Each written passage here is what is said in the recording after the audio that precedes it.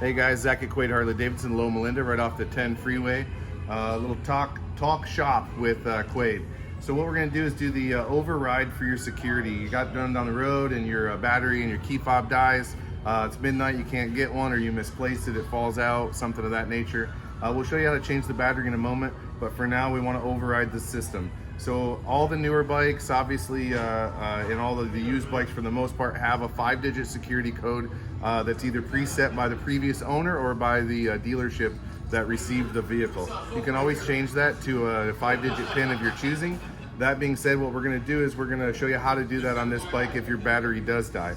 So what you'll do is you'll flip the ignition on, and immediately once you flip the ignition on, you'll press and hold both left and right turn signal. The left turn signal is going to be your numeric value 1 through 9, and the right turn signal is going to be your enter button like it would be on a computer. So what we'll do right now, since this is not the key fob for this bike, is we'll do that real quick. Turning it on, pressing and holding both turn signals until you see enter come on the odometer, and this is all you do.